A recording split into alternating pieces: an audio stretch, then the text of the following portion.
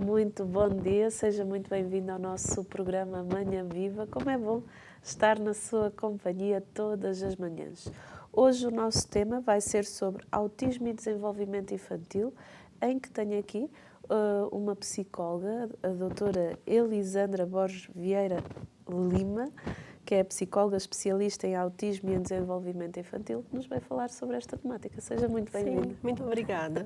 Muito obrigada. Mas como de manhã é que se começa o dia, vamos iniciar a nossa manhã com um momento de oração, em que eu o convido desde já a invocar juntamente comigo a Santíssima Trindade. Em nome do Pai, do Filho e do Espírito Santo. Amém. E estamos no tempo de Advento, preparando o caminho para aquele que há de vir. Que você prepare aí em casa o caminho do seu coração. Você prepara o seu coração para a chegada de Jesus, que é nosso Salvador.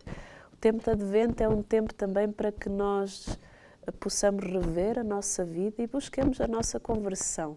Retiremos todas as pedrinhas do caminho para que assim nós possamos chegar mais perto de Jesus Cristo. Nesta manhã eu convido, neste momento, a abrir o seu coração e a entrar com todos os pés nesse caminho em direção a Jesus Cristo. Rezemos todos juntos uma Ave Maria para que ela nos proteja no dia de hoje. Ave Maria, cheia de graça, o Senhor é convosco. Bendita sois vós entre as mulheres, bendito é o fruto do vosso ventre, Jesus.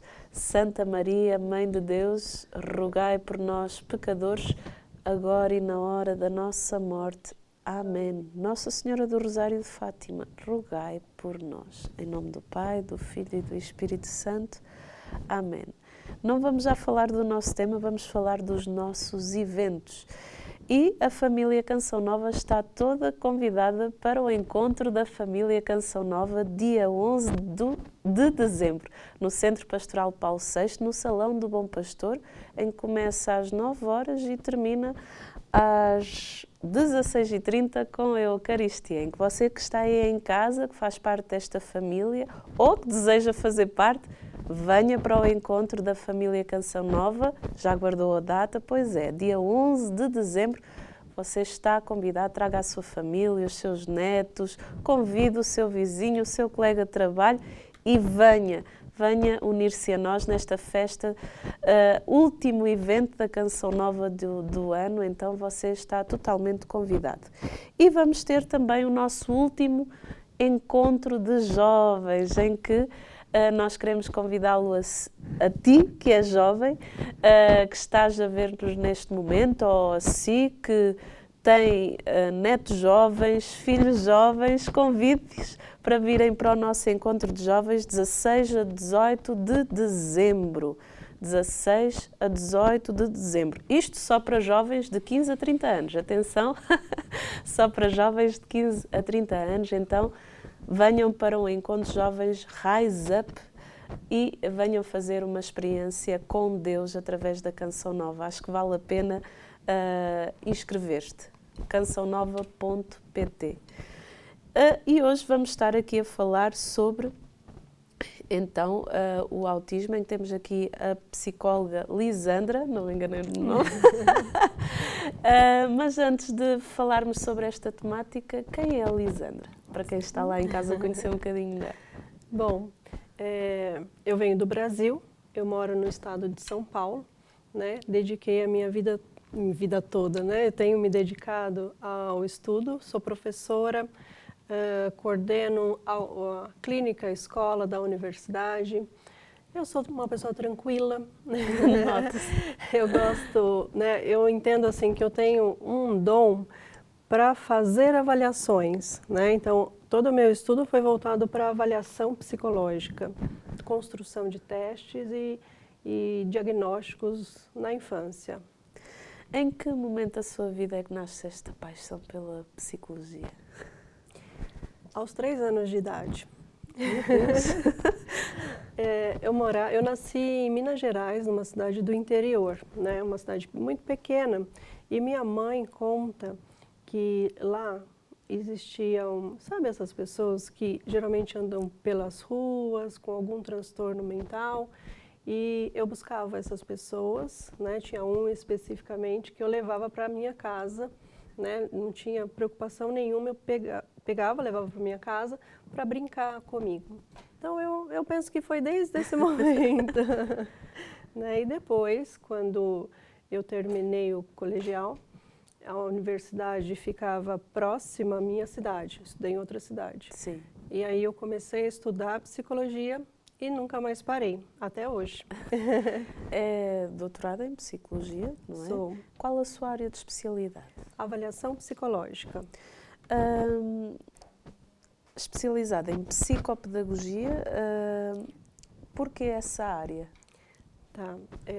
Eu sou muito curiosa, né? Então eu fui buscar entender como a criança aprende, estudar um pouco mais sobre a leitura e escrita. Eu tenho várias especializações, né? O título de mestre, doutora, mas eu tenho especialização também em psicopedagogia, neuropsicologia, análise aplicada do comportamento, que é o ABA, né? Aí já é intervenção, e também em intervenção precoce. Não para o mesmo de estudar. Não.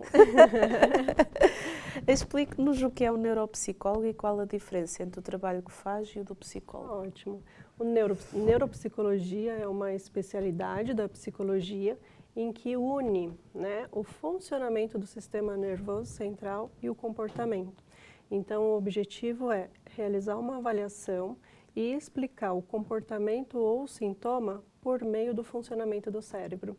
Então, nós usamos vários instrumentos, né? Avalia inteligência, memória, atenção, linguagem, para fazer um estudo do perfil cognitivo da pessoa. É membro do Laboratório de Avaliação Psicológica em Saúde Mental. Como é que se faz uma avaliação psicológica? Tá. Esse laboratório, na verdade, ele é da universidade e o objetivo é construção de testes psicológicos. Eu trabalho com isso também, com a psicometria, né?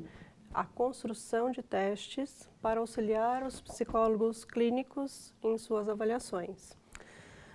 Desenvolve pesquisas e avaliação em crianças e adolescentes. Como é que, o que é que descobriu com as suas pesquisas? Sei que descobriu muitas coisas, mas... O que eu descobri, sempre essas pesquisas são voltadas para a construção de testes. Né? Então, no meu doutorado, eu estudei bastante a depressão na infância, quais são os comportamentos, né? A gente não tem, a literatura é meio escassa, né? Sobre depressão na infância. Então, eu me voltei para estudar isso. E também sempre voltado para o diagnóstico. Então, do meu doutorado, tem agora uma produção de uma bateria de testes para avaliação da depressão na infância e adolescência. Só uma à parte, existe muita depressão na infância? Sim, sim. Talvez as pessoas não notem porque os sintomas geralmente não são os mesmos que os adultos, né? O sintoma principal, que no adulto a gente pensa da tristeza, um sentimento de vazio. Na criança é muito a irritabilidade, agressividade, uma mudança de comportamento. E então os pais têm que estar atentos para esses sinais que são importantes. Sim, mudanças de comportamento, né? Quando não somente, claro que em algumas crianças elas podem se mostrar mais tristes, mas geralmente o comportamento mais agressivo. Então assim, meu filho não era dessa forma e ele muda de comportamento. Então é sempre importante observar. Como é feita a construção e adaptação transcultural de instrumentos psicológicos? Tá, é assim, geralmente eu posso adaptar um instrumento e esse é um trabalho que leva bastante tempo. Então, por exemplo, eu trabalhei muito com a SRS-2, que é um instrumento de investigação, esse daqui. Esta é a adaptação para a população brasileira, né? Esse é um teste que foi construído nos Estados Unidos, né? São pesquisadores de lá, eles construíram lá e aí eu recebi o teste, né? Recebi uma proposta da editora inicialmente e fiz todos os estudos dele, né? Não é somente traduzir o teste, Sim. tem que ter uma adequação semântica. Então, geralmente o pesquisador faz assim, né, para adaptação. Ele vai fazer a versão em português, daí depois algumas pessoas leem a versão em português, as pessoas entendidas no assunto, e depois eu faço da versão em português, a gente faz uma retrotradução para o autor também verificar se ficaram adequadamente os itens de avaliação, né? E quando entendido que os itens estão certos, corretos, aí eu começo a fazer uma pesquisa piloto, né? Então, uma pesquisa para as pessoas responderem aos testes. Sim. E aí depois a amostra normativa, né? Não lhe ofereci um suminho? Aceita. Obrigada. Tens estudado também uma área que ainda se fala pouco, como já falou há bocado, a depressão e suicídio em crianças e adolescentes. Temos ouvido muitos casos de crianças também que, pronto, já falámos da depressão, mas da questão do suicídio infantil, principalmente por causa do contacto com os tabloides, com as redes sociais e tudo isso. Fala-nos dessa questão também do suicídio. É muito comum, não é? Como é que... Sim, tem sido comum, sim, né? Em diferentes idades, até mesmo crianças pequenas. Quando vai se estudar o suicídio, ele precisa ser comprovado que realmente foi um suicídio, não um acidente. Sim. Né? Então, os números, né, que nós temos, ele vai ser comprovadamente, né? E isso tem sido comum por diferentes motivos, né? Depressão, pós-pandemia também nós temos uma infinidade de coisas que foram acontecendo, Sim. né? Algumas vezes, né, eu conheço alguns casos de que a exigência dos pais, né, fez a criança tomar alguma atitude. O que é que leva uma criança a suicidar-se? Criança, geralmente, eles têm, assim, pouco entendimento de muitas coisas, né? Então, ela vai interpretando o mundo da forma como ela tem ali, o recurso que ela tem, né? Então, alguns casos dessa exigência dos pais, né? A criança sabe que vai ser muito cobrada e, às vezes, ela tirou uma nota baixa, né, na escola. Sim. E aí ela comete suicídio. Mas é interessante pensar o seguinte, né? Eu dei um exemplo aqui de que a criança tirou uma nota baixa e os pais exigem sempre uma nota mais alta. Isso acontece, né? Em várias casas, né?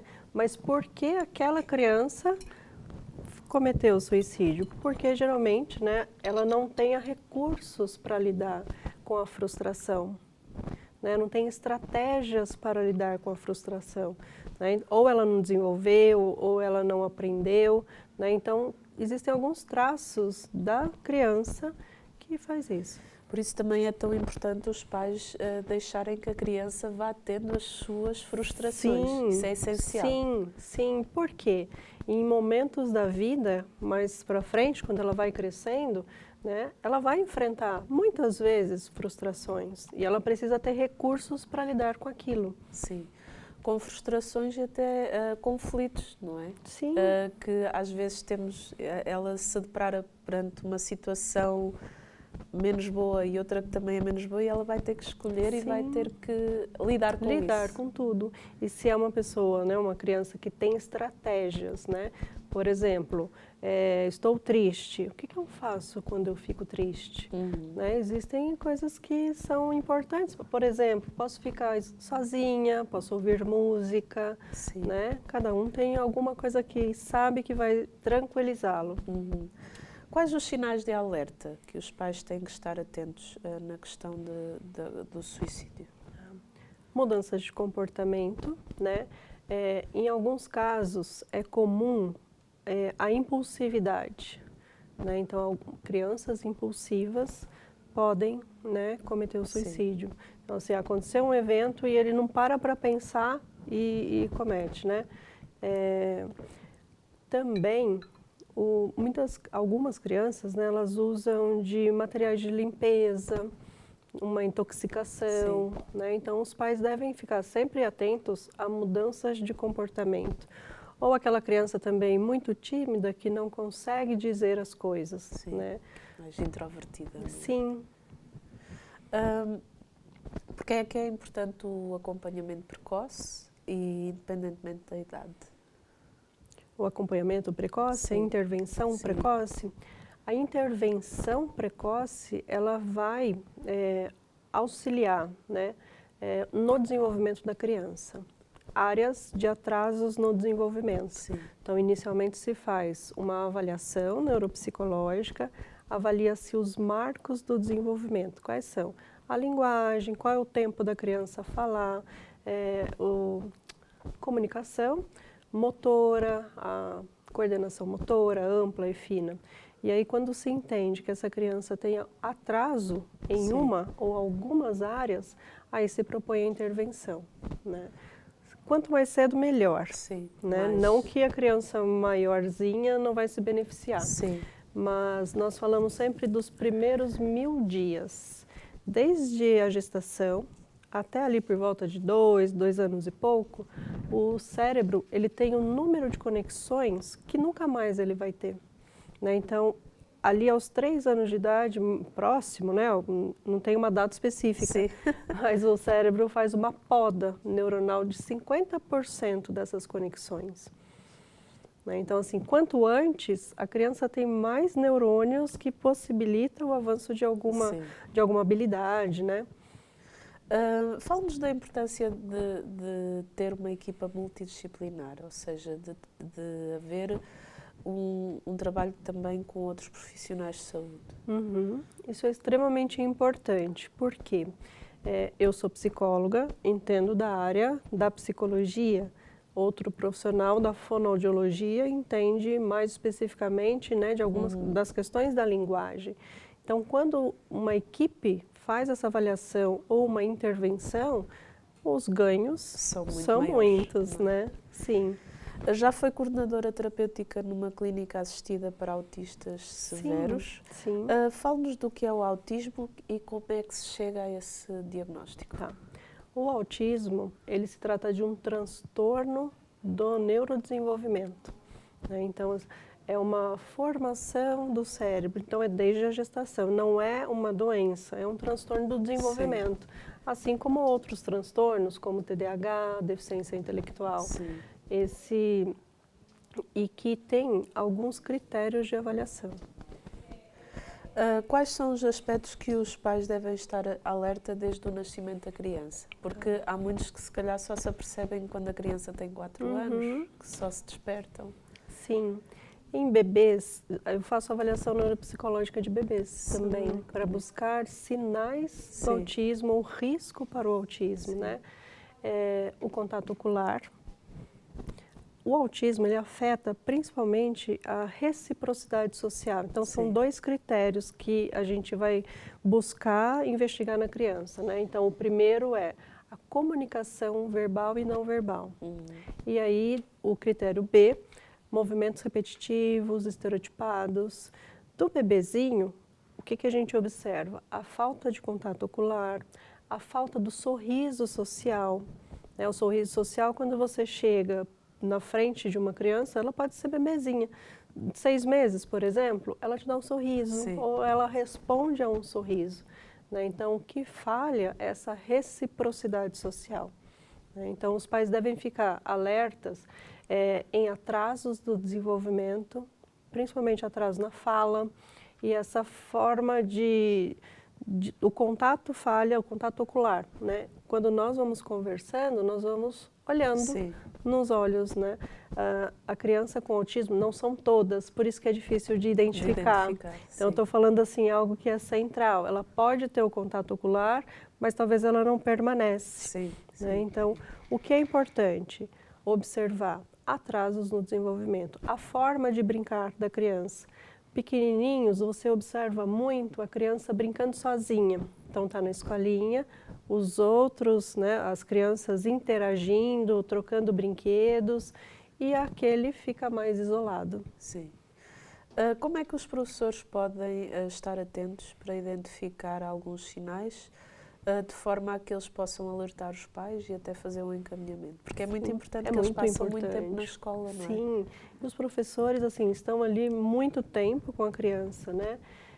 Os professores devem observar a diferença de comportamento. Se tem algum aluninho na sala, né? Estou pensando nos pequenininhos primeiro, sim. né? Algum aluninho que fica mais isolado, não gosta muito de brincar com os outros, fazer trocas de brinquedo, chorar também, porque no autismo, algumas crianças, algumas não, existe a hipo e hiperreação sensorial. Então a criança está chorando na escola e aí não se sabe o que é, pode ser uma alteração sensorial, às vezes as luzes incomodam, às vezes o barulho incomoda aquela criança. Então é importante que o professor observe aquela criança que se isola um pouco mais, que não interage com as outras. Por que é que é tão importante nesta área o diagnóstico precoce? Por conta da intervenção precocemente. Então nós temos até um protocolo assim, estou em processo de avaliação de uma criança, mesmo em processo ela já vai para a intervenção, porque ela já tem alguns atrasos do desenvolvimento. Às vezes essa detecção precoce ela não acontece porque os pais têm dificuldade em aceitar que esteja a acontecer alguma coisa com os seus filhos? Sim, isso é bastante comum, né? E eu sempre falo aos pais o seguinte, né? Eles quiseram ter um filho ideal, mas o filho ideal não existe. Nenhum, Sim. né? Todos com as suas dificuldades e facilidades. É comum, sim, os pais levarem um tempo para aceitar. Um psicólogo, um neuropsicólogo, normalmente trabalha a criança, mas trabalha também os pais. Sim. Como é que se dá tudo isso? O neuropsicólogo, ele tem algumas frentes de trabalho. Então, ele pode trabalhar somente com a avaliação neuropsicológica, reabilitação neuropsicológica. E aí essa criança ela vai ter sessões para desenvolver, trabalhar especificamente a atenção, controle inibitório, né? Mas é sempre importante a orientação parental, que nós chamamos. Esses pais precisam conhecer, né? Aí a gente faz também uma psicoeducação. A questão dos pais, dessa aceitação dos pais da questão no que diz respeito ao autismo ou outro tipo de patologia, mas do autismo, é fundamental para que a criança ela vá superando. Sim, sim, e também para você entender quais são as dificuldades da criança, né? Se você sabe como aquela criança funciona, vou usar a palavra funciona, você vai ter mais facilidade de lidar com ela. Sim. Porque o porquê de um comportamento, né? Então, isso é extremamente importante, o apoio da família. Na minha experiência, as crianças que têm os pais que estão ali próximos, buscam, né, o tratamento, se envolvem, estudam, essas crianças eu vejo que elas avançam mais do que aqueles pais que ficam relutando, né, não dão apoio. Sim, até porque é como vocês dizem até no Brasil, é o virar a chave. É ver Isso. que a criança não é considerada uma patologia, mas ela vê o mundo de uma forma diferente. Sim. Não é? São alterações na percepção. Então, ela percebe o mundo de uma forma diferente. O autismo também ele tem níveis, né? Nível 1, nível 2 e nível 3 agora. Antes se falava leve, moderado, severo, daí com a mudança de critérios diagnósticos, ficou nível 1, nível 2 e nível 3. Pois é, e a primeira parte do nosso programa já chegou ao fim. Vamos para um brevíssimo intervalo e já voltamos.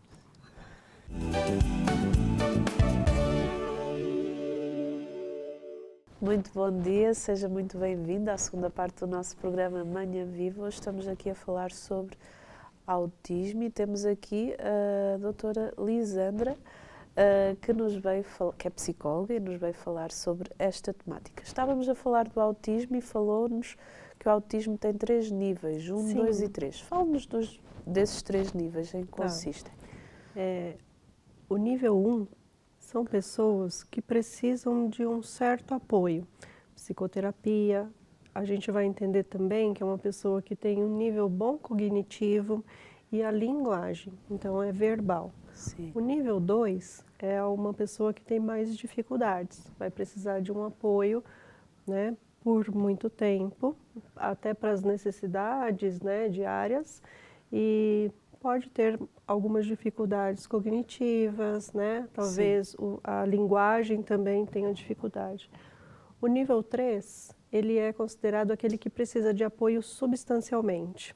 Muito provavelmente tem também um transtorno do desenvolvimento intelectual, né, uma deficiência intelectual, e muitos são não verbais, Sim. então não usam a fala para se comunicar. De uns anos para cá começou-se a ouvir falar mais de autismo. Sim. Isso é porque a nível de investigação aumentou ou aumentaram também os casos de autismo? Aumentou também os casos, né? Assim como outros transtornos Sim. do neurodesenvolvimento. Hoje se fala mais sobre o assunto, né? Então as pessoas estão mais atentas e buscam por um diagnóstico, Sim. por uma avaliação, mas também aumentou. Sim. Tem algum motivo para que os casos tenham aumentado? Não tem exatamente uma explicação única, né? Então o que se discute é que o aumento da informação, os instrumentos também mais eficientes, né? Tem uma acurácia Sim. maior e aí é possível fazer o O diagnóstico. diagnóstico precoce. Fale-nos do desafio de lecionar na faculdade sobre estas temáticas. Tá. O desafio, são muitos desafios, Sim. né? Essa é uma temática de muito interesse. Na graduação, esses alunos eles vão estudar um pouco de psicopatologia, né? Mas eu dou aula também em pós-graduação. Profissionais, psicólogos, que estão se especializando em neuropsicologia ou em avaliação psicológica, né? Então eu dou aula em 2 cursos Sim. diferentes, sempre com esse módulo de avaliação do neurodesenvolvimento. As pessoas procuram mais, né? Tanto para saber quais instrumentos utilizaria em um processo de avaliação e saber mais quais são os critérios diagnósticos. Fale-nos da avaliação psicológica e neuropsicológica, a avaliação de testes psicológicos do CFP, estou a ler porque isto é muita coisa, Escala de Responsividade Social, segunda edição, SR2. Sim, é esse daqui. Sim. Esse daqui só está o manual, né? Esse é uma escala em que eu fiz adaptação para a população brasileira, que nós utilizamos em processos de avaliação psicológica e neuropsicológica. A diferença entre as duas é a forma de explicar os resultados. Sim. Em uma avaliação psicológica, posso usar mais teorias só da psicologia. Em uma avaliação neuropsicológica, esse profissional ele vai estudar o funcionamento do cérebro, como que os circuitos, né, toda a circuitaria cerebral, quais áreas responsáveis por quais comportamentos ou sintomas. Então, esta é a diferença entre o tipo de avaliação. Qual a novidade? Sim. No Brasil, nós temos... Esse é o único instrumento ele foi construído, né, a revisão dele pelo DSM-5, que é o Manual Estatístico de Transtornos. Então, ele tem uma revisão, ele é mais atual e ele é muito interessante porque existe um ponto de corte. Ele pode ser respondido online, né? Então, eu posso enviar o link e a pessoa responde pelo computador dela. Pode responder pelo computador, no consultório, ou no papel e lápis, né? São 65 itens e avalia pessoas a partir de 2 anos e meio. Né? 2 anos e meio são 4 formulários diferentes. O de 2 anos e meio, pré-escolar, o idade escolar, e aí tem para adultos o autorrelato e o heterorrelato. Né? Então, se eu estou fazendo uma avaliação de uma pessoa adulta, A pessoa vai responder e outra pessoa vai responder sobre ele também. Sim. Né? Quanto mais informações, melhor. E né? mais rápido se chega ao diagnóstico. Sim, não é? sim. E esse instrumento, a correção dele, né, todo o relatório é feito pelo sistema, por uma plataforma da editora Holography. Existe uma plataforma, eu coloco os dados lá, ou a pessoa, quando ela recebe o link e responde, também as informações já vão formando um gráfico. Além de dar o score total, que é a pontuação total, existe um ponto de corte. A partir de 60 pontos na escala, eu posso pensar que a pessoa esteja no espectro. Sim. Nunca se usa um teste único. Claro. Né? Então, é um processo com vários instrumentos, com entrevistas, com observação. Né? E, além do score total, essa escala ela divide em algumas facetas, né?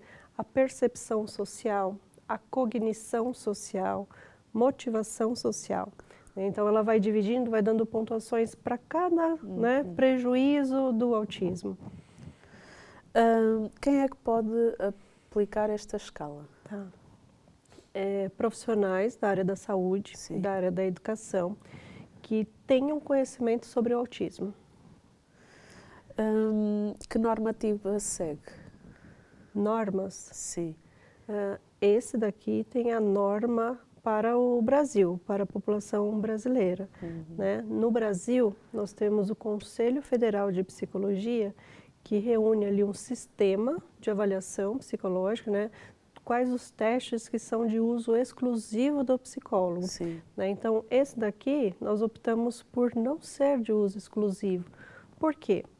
Quanto mais pessoas fizerem avaliações ou um rastreio de sintomas, mais pessoas poderão ser diagnosticadas e se beneficiar do tratamento. Com certeza.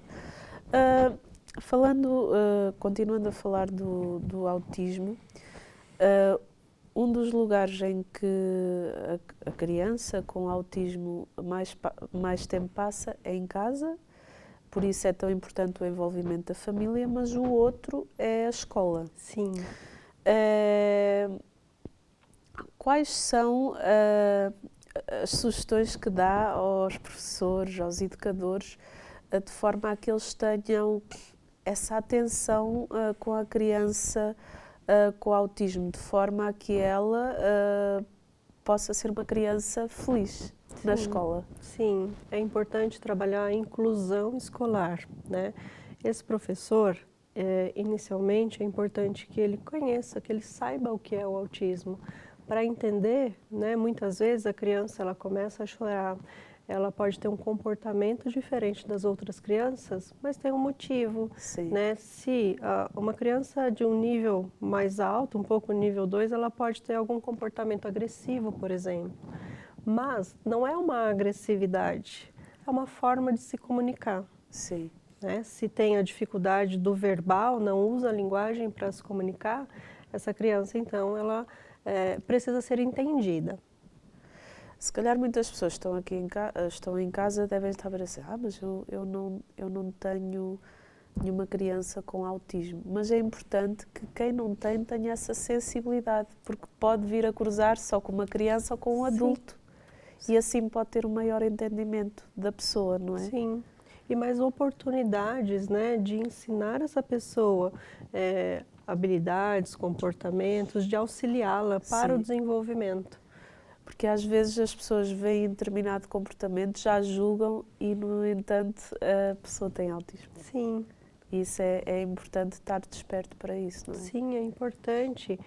Eu observo também que muitas pessoas não foram diagnosticadas na infância e vão ser diagnosticadas na vida adulta, sofreram muitas dificuldades, porque receberam diagnósticos, né, errados, de depressão, de ansiedade, diferentes diagnósticos. Se ela tivesse sido avaliada anteriormente, teria trabalhado algumas dificuldades dela. Vamos falar então do autismo na idade adulta. Há bocado, no intervalo, falava-me pessoas que já fez o diagnóstico já com uma idade avançada. Fala-nos dessa Sim. questão do diagnóstico na idade adulta. Tá. Tem sido muito frequente, né, a avaliação de pessoas adultas ou até mesmo idosas. Sim, As pessoas, elas observam algumas dificuldades ao longo da vida, então é esta a informação que eles trazem. Uma pessoa de 60 anos, por exemplo, lá atrás, quando ela nasceu, né, não tinha as mesmas informações. Sempre se pensou que o autismo era aquele mais severo, sim, né, de um comportamento de hetero e autoagressão ou de um isolamento total, né? Então sempre se observou isso, mas existem níveis, né? Então uma pessoa com autismo leve, ela tem uma funcionalidade, né? Mas tem alguns prejuízos. Sempre, para a gente dizer que é um transtorno, a pessoa precisa ter prejuízos ao sim, longo da vida. Na pessoa adulta, o que se observa muito são prejuízos sociais, sim, prejuízos nas habilidades sociais. Então, geralmente, pessoas que têm um trabalho muito específico, né, em que ela faça sozinha, porque tem algumas dificuldades, né? Então, geralmente, a queixa é esta. Aí a pessoa chega no consultório e fala, olha, eu preciso entender por que eu sou assim, eu tenho alguma coisa, né? Então, e aí você avalia e a pessoa cumpre os critérios mesmo do autismo.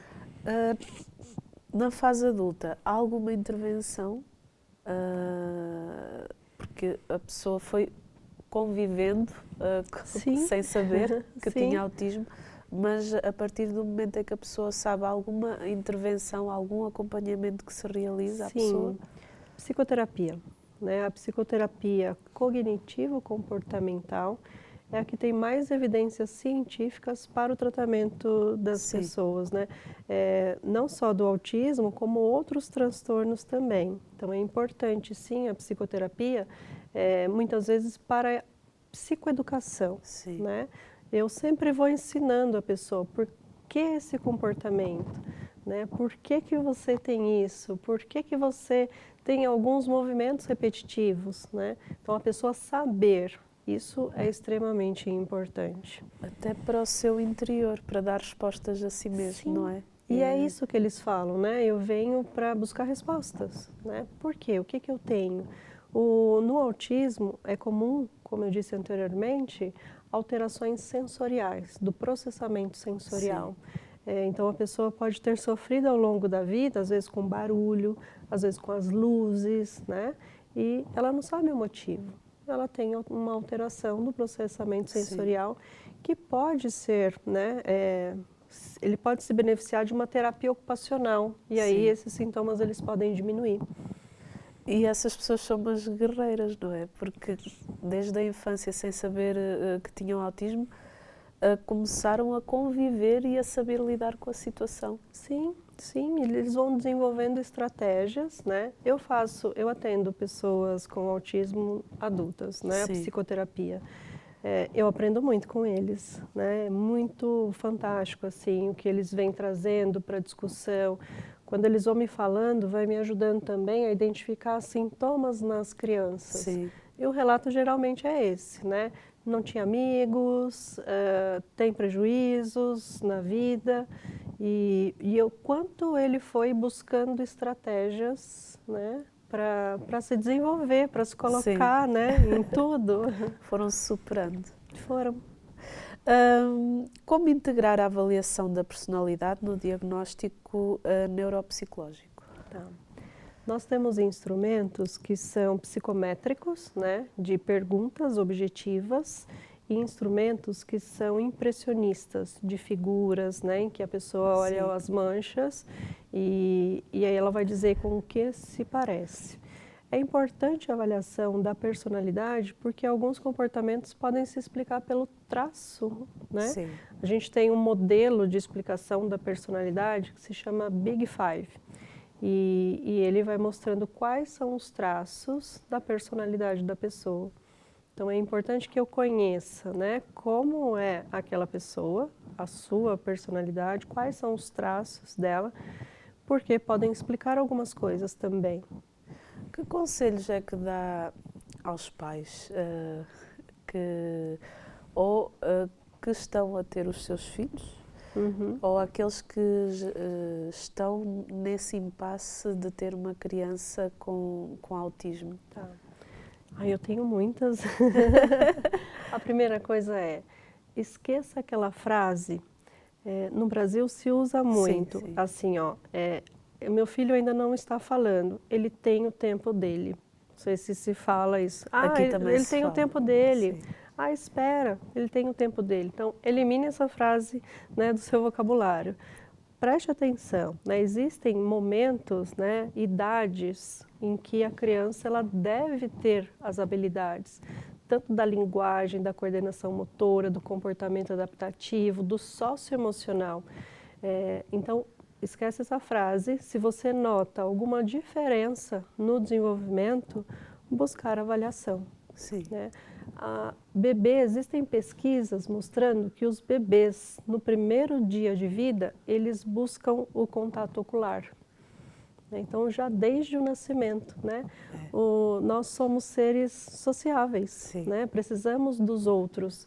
Então, o bebê com autismo, geralmente é aquela criança que não se encaixa muito bem no colo, chora bastante, né? Então, esquece isso, né, de que tem o seu tempo, vá buscar a avaliação para que quanto mais cedo será a intervenção. Então, essa também é uma outra, né, dica importante. Quanto mais cedo, alguns pais relutam para buscar o diagnóstico, ou até mesmo para aceitar que o filho tem as suas dificuldades.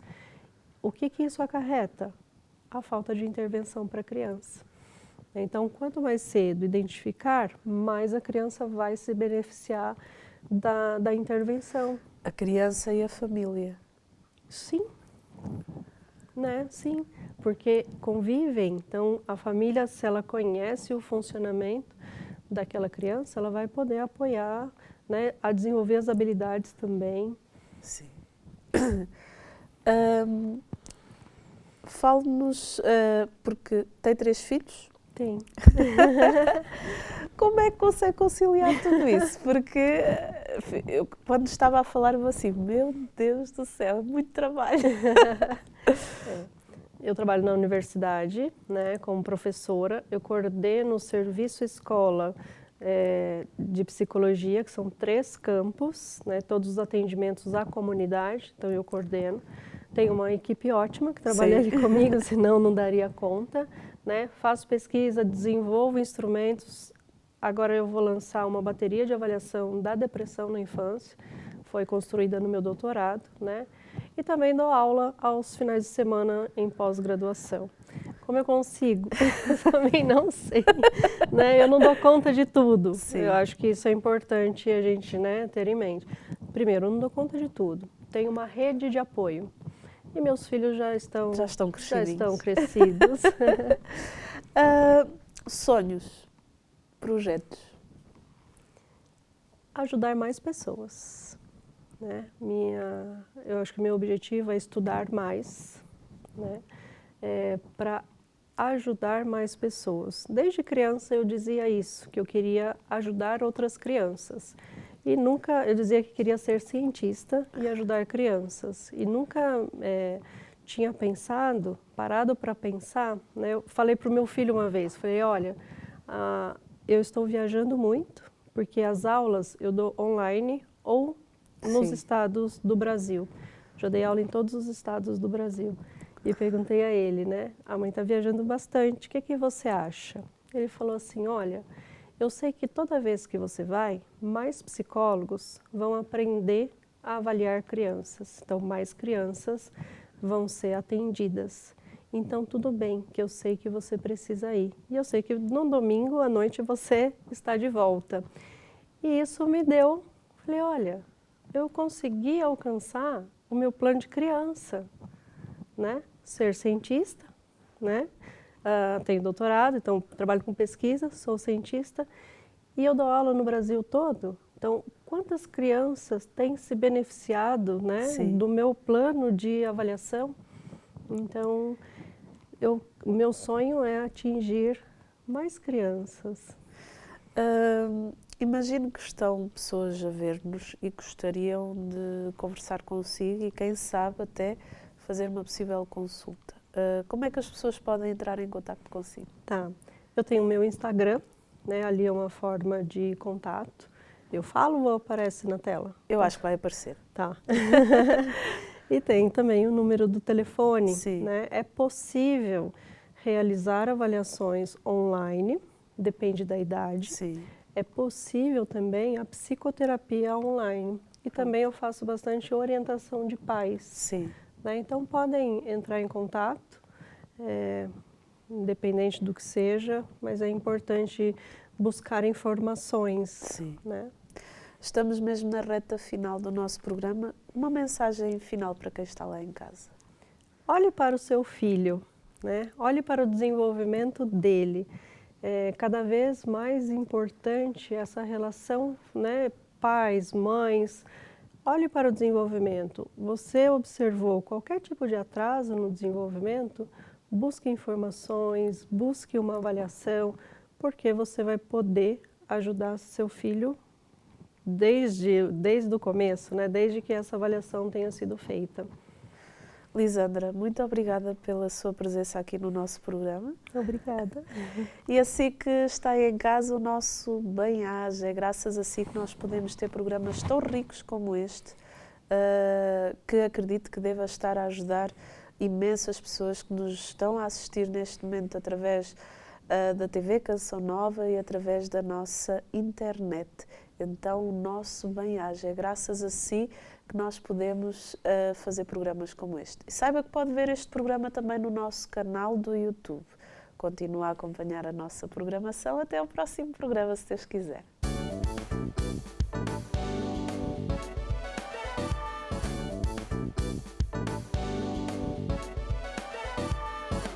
Se gostou deste programa, clique aqui na nossa playlist aqui em baixo para ver outros episódios. Se ainda não subscreveu o nosso canal do YouTube, faça-o já clicando neste botão aqui do lado e será logo o primeiro a saber todas as novidades.